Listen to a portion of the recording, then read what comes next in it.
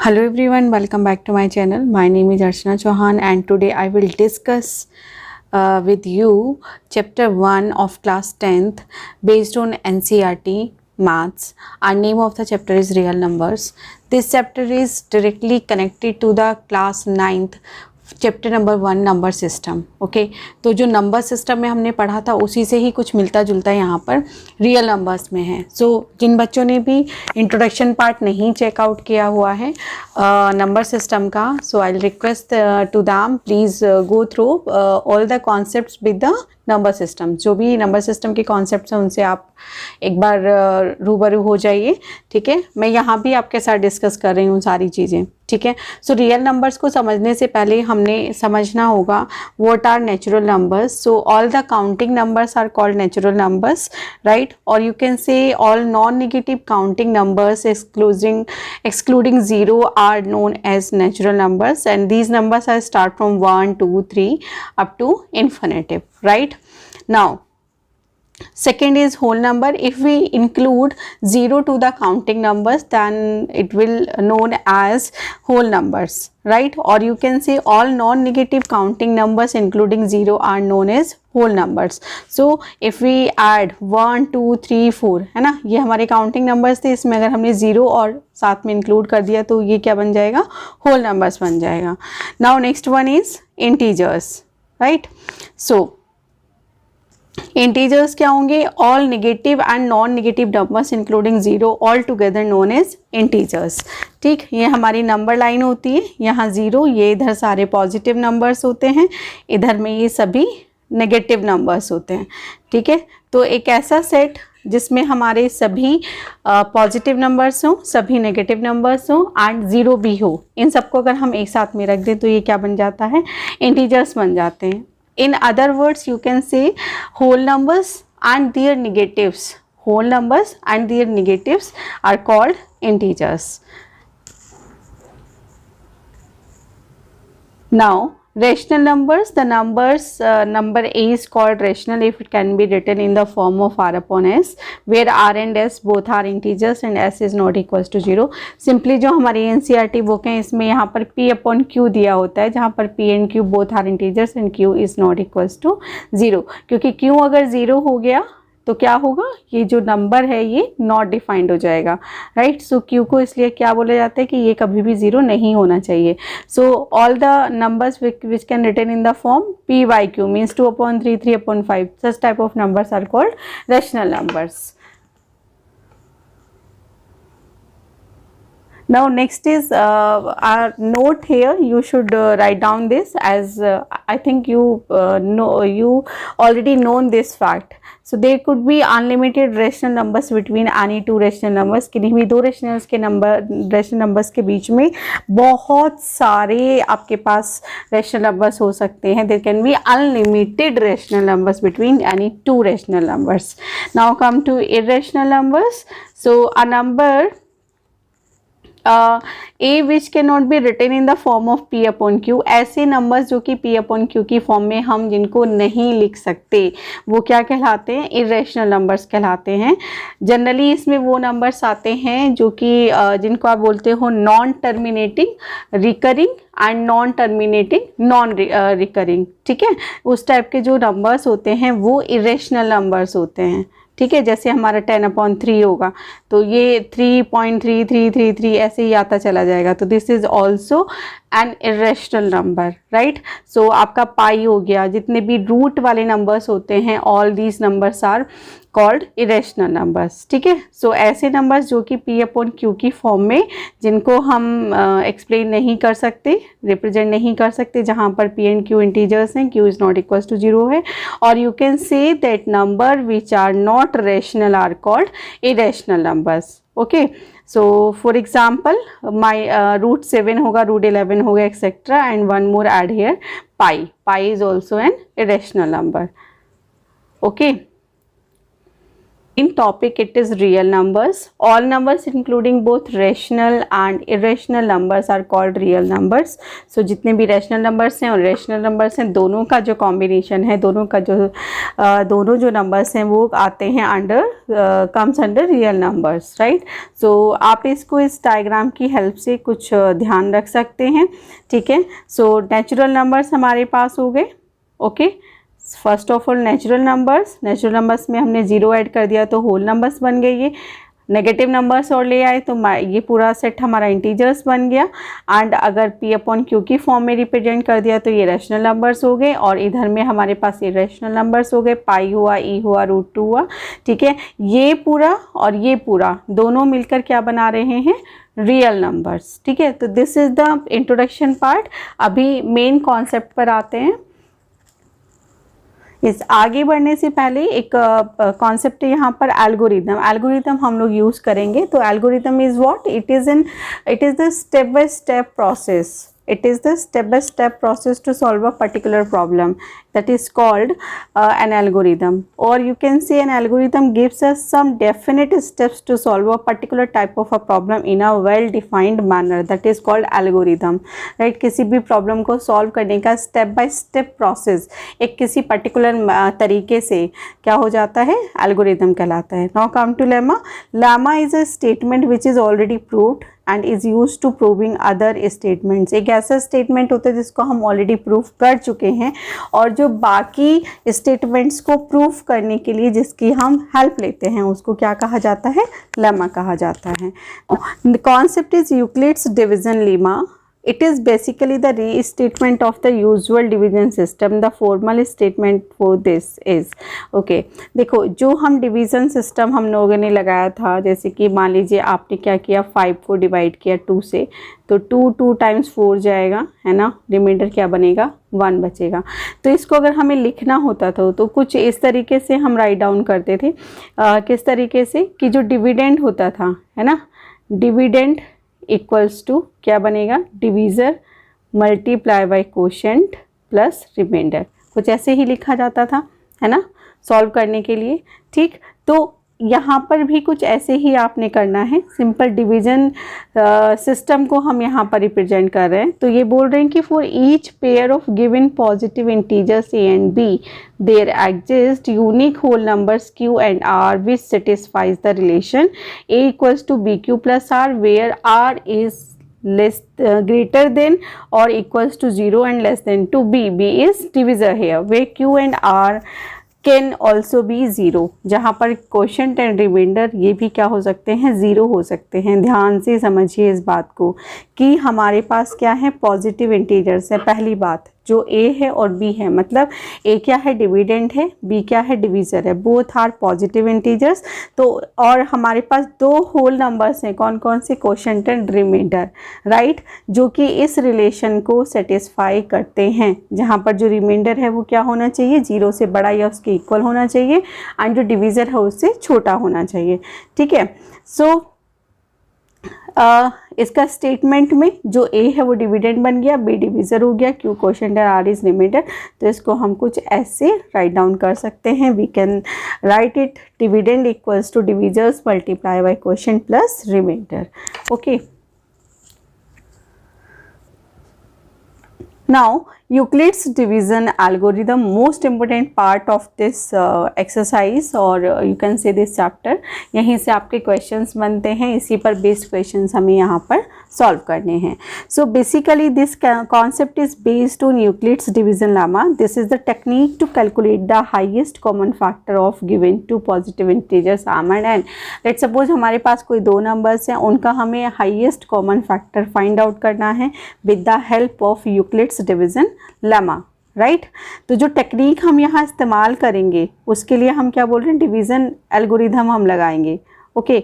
So to calculate the HCF of 2 positive integers m and n where m is greater than 2n, the following steps are followed. So step 1 would be apply Euclid's division lemma to find q and r. हमने Euclid's division lemma को apply करना है और quotient and remainder find out करना है कुछ इस तरीके से.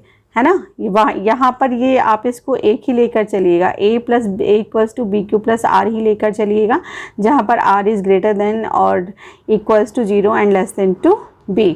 करेक्ट। सो इसने कहा है कि अगर इस स्टेटमेंट में हमारे पास r क्या हो जाता है, 0 हो जाता है, ठीक है, तब तो क्या होगा, HCF क्या हो जाएगा, n हमारा HCF हो जाएगा। But in case r is not equals to 0 then what we have to do, we have to repeat Euclid's division lemma to n and r। तो हमने क्या करना पड़ेगा, इस यूक्लिड्स डिवीजन लेमा को रिपीट करना होगा। और कब तक रिपीट करना होगा, जब तक कि रिमाइंडर 0 ना आ जाए, है ना। तो स्टेप 3 क्या कहता है, continue with this process until we get the remainder as 0।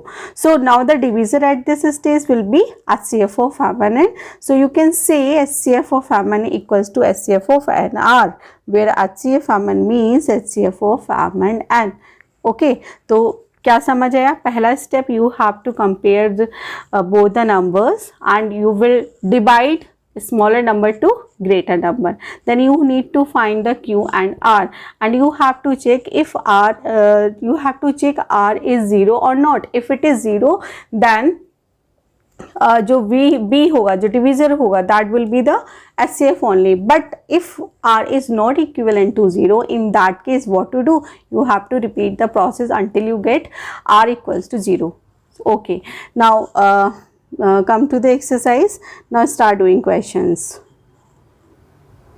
Exercise 1.1, question number 1, use the Euclid's division algorithm to find the HCF of number 1, 135 and 225.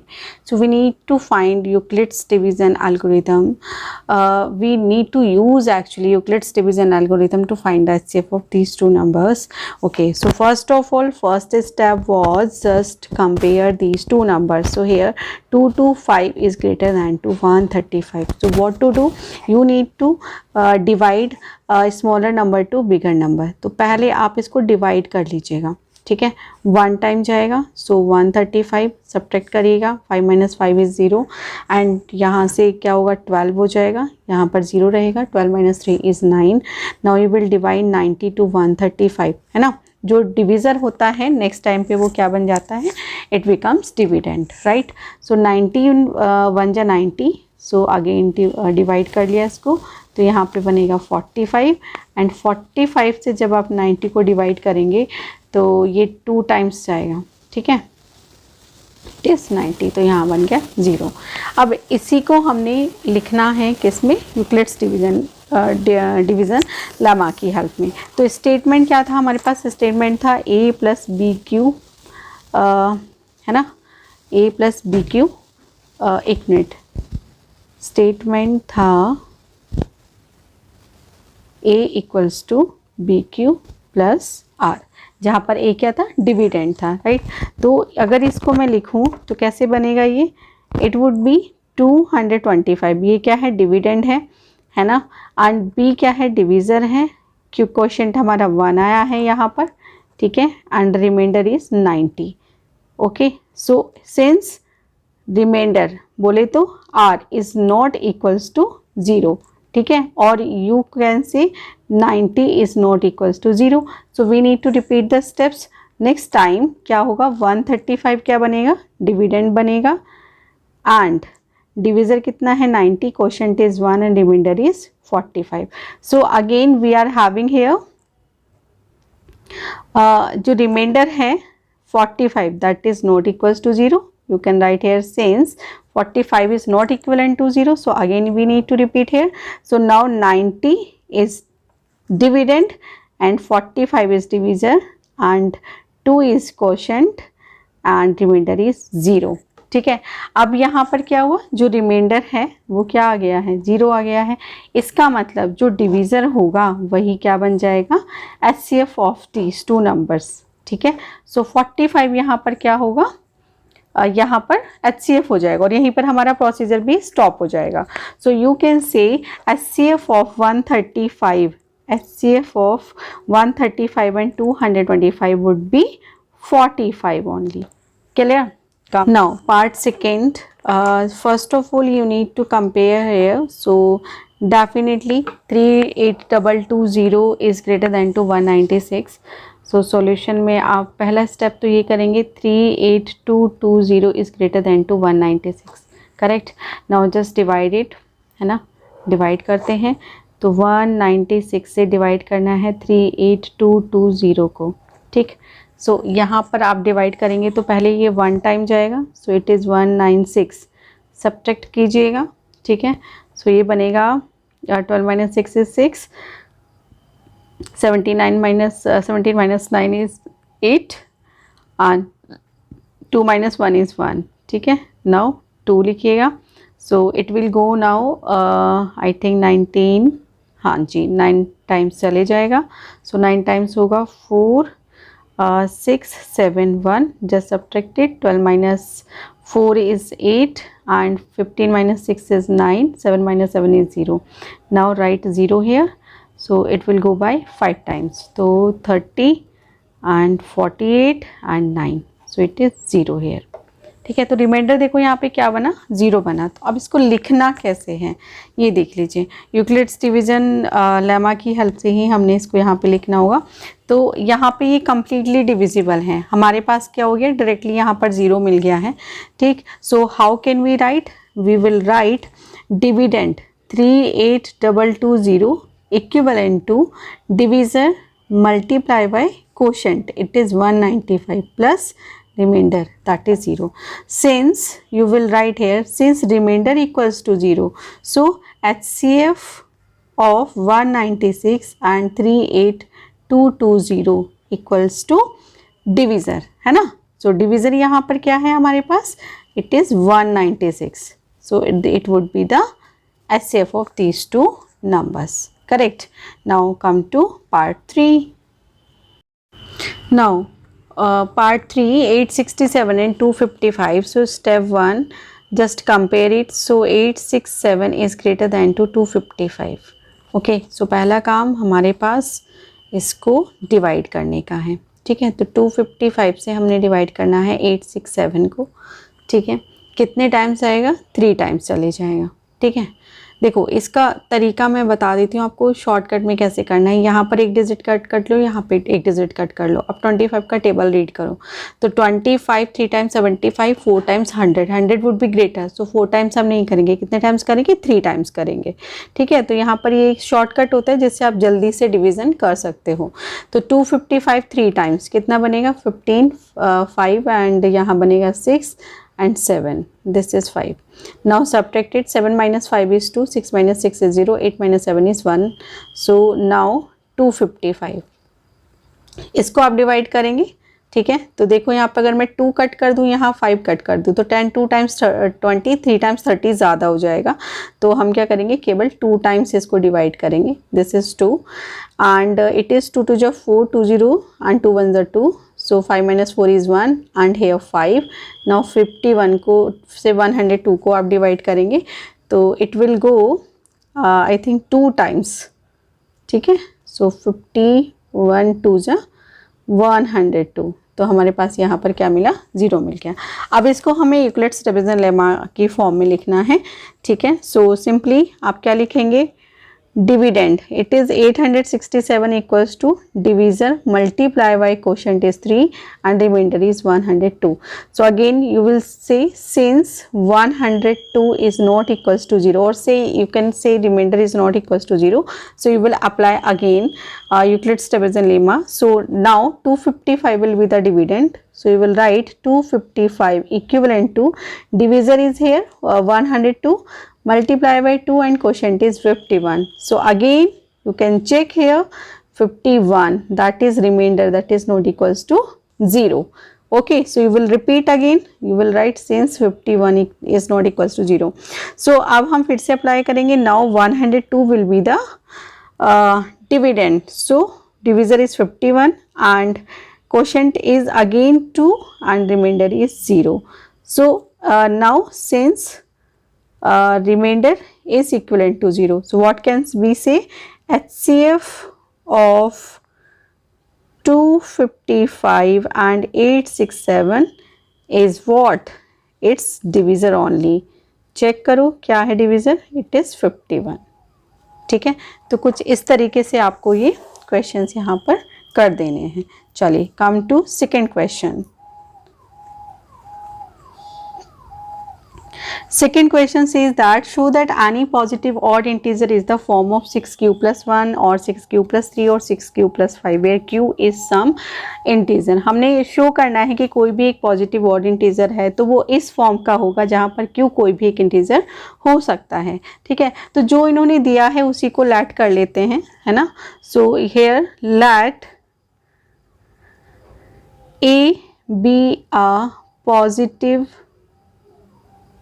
odd integer. ठीक है, राइट। सो यहाँ पर अगर आप यूक्लिड्स डिवीजन लेमा से इसको compare करें तो 6 is what, it is divisor here. Okay, so on dividing you can say on dividing a by 6 let q and r be the quotient and remainder respectively, ठीक है। So now we will apply Euclid's lemma, ठीक है। So using Euclid's lemma, what we have, a equals to 6q plus r, where remainder is what, it is greater than to 0 and less than to divisor। divisor क्या है हमारे पास, 6। Okay, तो यहाँ से क्या समझ आया, r क्या हो सकता है, इसका मतलब r हमारे पास क्या होगा, r कैन बी 0 1 2 3 4 एंड 5। ठीक है, सो यहाँ से जो यूक्लिड्स डिवीजन लेमा है उसके according a 6q plus r था हमारे पास। ठीक है, तो अब हम यहाँ आ रहेंगे, यहाँ पर r की वैल्यू रखेंगे तो a की वैल्यू क्या आ जाएगी, 6q जब हमने 0 रखा। ठीक है, और a की वैल्यू क्या बनेगी, 6q प्लस 1, और a की वैल्यू क्या बन जाएगी, 6q प्लस 2, और a क्या होगा, 6q प्लस 3, और a 6q प्लस 4, और a equals to 6q plus 5। ये हमारे पास पॉसिबल केसेस यहाँ पर बनेंगे for the values of r। तो यहाँ पर देखो इवन पॉजिटिव इंटीजर्स हमारे पास कौन से होंगे, या इवन वैल्यूज़ कौन कौन सी होंगी एक की, तो इवन वैल्यूज़ हमारे पास बनेंगी, just let me change the colour, 6q होगा, 6q प्लस 2 होगा एंड 6q प्लस 4 होगा। ठीक है, तो आप लिखोगे यहाँ पर but a equals to 6q, a equals to 6q plus 2 and a equals to 6q plus 4 are even values. कैसी वैल्यूज़ हैं, इवन वैल्यूज़ हैं, किसकी, a की। ठीक है, so what can we write, 6q क्यों है ये, देखो 6q को हम क्या लिख सकते हैं, 2 multiply by 3q, let's say it is m1, तो ये क्या बन गया, 2m1 बन जाएगा। ठीक है, सिमिलरली 6q प्लस 2 को what can we write, 2 3q plus 1, so let's say it is m2, हमने 3q प्लस 1 को क्या कहा, m2 बोल दिया। Similarly 6q plus 4, it can written like 6 3q plus 2, let's say 3q plus 2 is m3, so it is 2m3।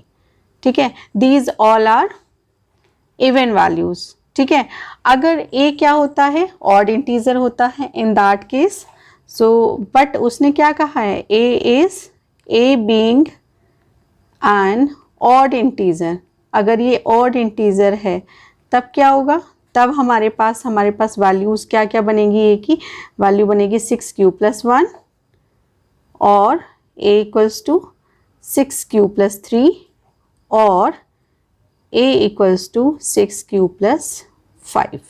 बस इस तरीके से आप इसको प्रूफ कर देंगे, राइट। चलिए now come to next question. Question है, an army contingent of 616 members is to march behind an army band of 32 members. 32 members हमारे पास है जिनके पीछे में ये एक परेड चलना है। ठीक है, the two groups are to march in the same number of columns, what is the maximum numbers of columns in which they can march. So simply you need to find the HCF of both the numbers. ठीक है भाई, total numbers जो हैं वो 32 members के पीछे में चलने हैं। है ना, ठीक है। तो क्या करना होगा, HCF हमने निकालना होगा। HCF of 616 and 32 is equal to the maximum number of columns such that the two groups can march in the same number of columns, right? So here we will apply Euclid's division lemma. Before that, just divide the numbers. Okay, so here just multiply, sorry, divide हमने करना होगा, तो divide कर देते हैं 32 से 616 को, ठीक है। तो 32, 2 2 जा 4, 2 3 जा 6, ज़्यादा हो जाएगा, 1 टाइम जाएगा पहले तो ये। सो 32, 11 minus 2 is 9 and 5 minus 3 is 2, so it is 296, right? and 9 times कितना होगा, 9 2 जा 18, कैरी ओवर 1, 9 3 जा 27 plus 1 28, सब्ट्रैक्ट कीजिए, 16 minus 8 is 8 and 8 minus 8 is 0, ठीक है। इन दैट केस क्या बनेगा, यूक्लिड्स डिवीजन लेमा अगर हम अप्लाई यहाँ पर करते हैं तो ये बन जाएगा, चलिए इतना करने के बाद एक काम करते भी और डिवाइड कर सकते हैं। 8 से अब 32 को डिवाइड कर लीजिए, तो 8 4 times 32, अभी हमारे पास क्या आया, 0 हो गया। तो कैसे होगा, dividend is 616, we can write it 32 multiplied by 19 plus 8, since 8 is not equals to 0, so 32 को हम क्या लिख सकते हैं, 8 multiplied by 4 plus 0, so you can say r equals to 0, so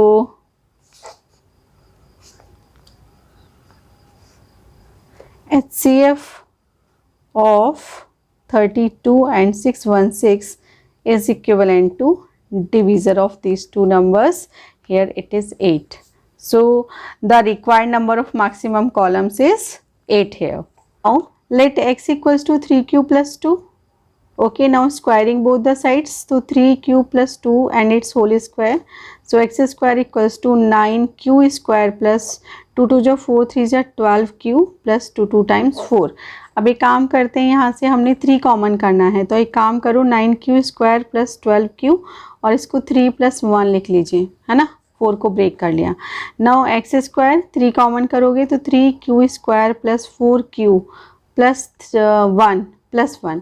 okay, अब क्या किया है कि इस पूरे की जगह में हमने इसको लेट कर लेना है कि it is m, so x square क्या आ जाएगा 3m प्लस 1, ठीक है। This is equation number 3। तो आप देख सकते हो यहाँ से from equation 1 2 and 3 x square क्या आ रहा है, आप लिखोगे यहाँ पे from equation 1 2 and 3 what can we say, x square या तो 3m मिल रहा है या फिर 3m प्लस 1 मिल रहा है। So what can we say, we can say the square of any positive integer is either of the form, just write the statement here, 3m or 3m plus 1 for some integer m. Okay, now x equals to 3 cube plus 1, so दोनों तरफ का cube करने पर 3 cube plus 1 का whole cube, है ना। अब याद करो a plus b का होल क्यूब क्या होता था, it is a cube plus b cube plus 3a square b plus 3ab square, right. चलिए तो इसकी हेल्प से इसको ओपन कर देते हैं, तो x क्यूब बनेगा 3q का होल क्यूब, तो 3 3 जा 9 3 जा 27 q क्यूब प्लस 1 का क्यूब कितना आएगा, 1 ही हमारे पास आ जाएगा।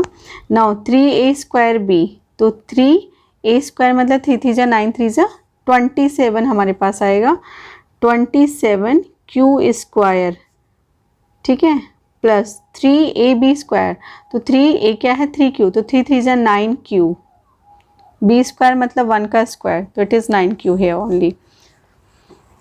Okay, so you can take 9 common, तो 9 3 जा 27, 3q क्यूब 9 3 जा 27, 3q square plus q and plus 1। इस पूरे को आप m कह दें, है ना। तो यहाँ से x क्यूब क्या आ जाएगा, इट इज़ 9, है ना। तो 9m प्लस 1, इक्वेशन नंबर 2 यहाँ से मिल जाएगी।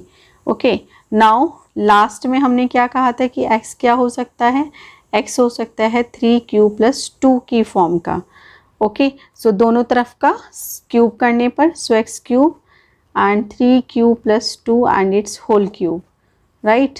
सो just open it, x cube 3q का होल क्यूब, 3 3 जा 9, 3 जा 27, q क्यूब, 2 का क्यूब, 2 2 जा 4, 2 जा 8 एंड 2 3a स्क्वायर b, तो 3 इंटू 3 ये बनेगा 3ab 3a स्क्वायर b, तो 3 का square q square into b, तो ये बनेगा बेटा 3 3 जा 9, 3 जा 27, 2 जा 54।